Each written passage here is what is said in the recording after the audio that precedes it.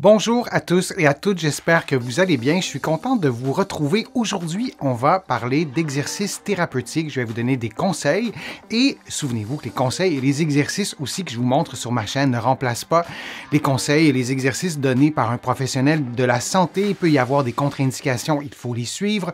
Vous devez aussi adapter les exercices à vos capacités, à votre condition. Si vous avez par exemple un problème musculo-squelettique, vous allez trouver plusieurs des exercices que je vous propose aujourd'hui dans mon livre Plus jamais malade et aussi dans mon livre sur le vieillissement pour contrer les effets du vieillissement et aussi mon livre pour soulager les douleurs au dos et au cou. L'inclinaison du tronc avec un poids, c'est un exercice que j'aime bien. C'est un exercice qui stimule la cage thoracique. C'est un exercice qui permet aussi de stimuler la mobilité de l'épaule. Alors, on va regarder cet exercice-là en détail. Ça stimule, bien sûr, les muscles de l'abdomen, les abdominaux. Là, on voit les obliques externes, ou il y a aussi les obliques internes qui sont un peu plus en profondeur, qu'on aurait pu mettre en rouge aussi.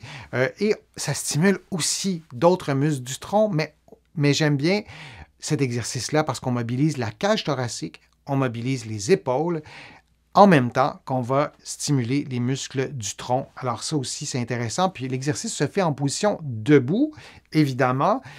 On ne veut pas seulement faire des exercices en position assise ou seulement faire des exercices au sol. On veut avoir une diversité de positions dans un programme d'exercice et ça, c'est un exercice qui se fait debout. On va avoir un bon alignement entre la tête et les épaules. J'aime bien l'idée de mettre la main derrière la tête ou derrière la nuque. Ça mobilise l'épaule quand on fera l'inclinaison. On aura une mobilisation plus grande de la cage thoracique. Donc moi, je vous invite à faire l'exercice de cette façon-là et on va y revenir dans 2 petites secondes, mais l'exercice ressemble à ça et je vais commenter l'exercice un peu plus en détail. Pour quelle capacité fonctionnelle, pour améliorer quelle capacité fonctionnelle on pourrait faire l'exercice de l'inclinaison? Bien, notamment les activités qui demandent des mouvements complexes du tronc, du dos, des épaules, des bras, que ce soit de la danse, que ce soit des mouvements improvisés.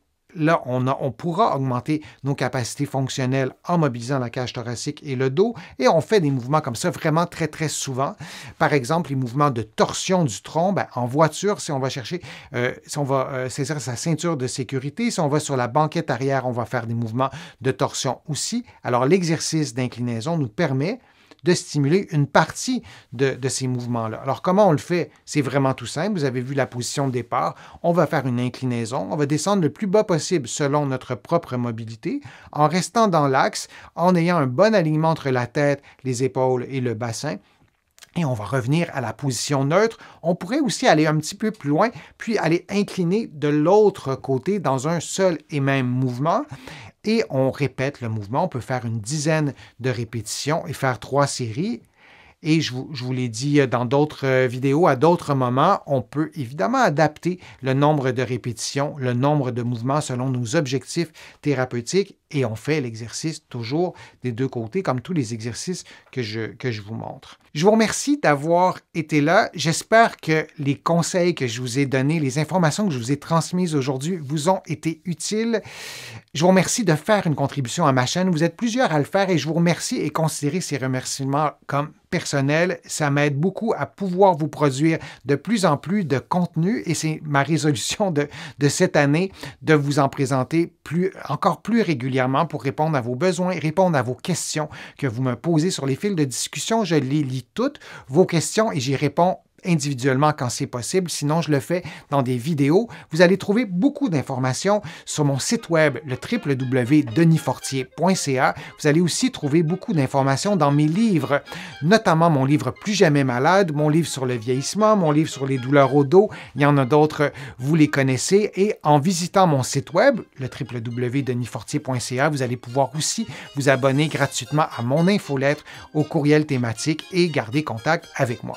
Alors, je vous dis à une prochaine fois, à une prochaine vidéo et à bientôt.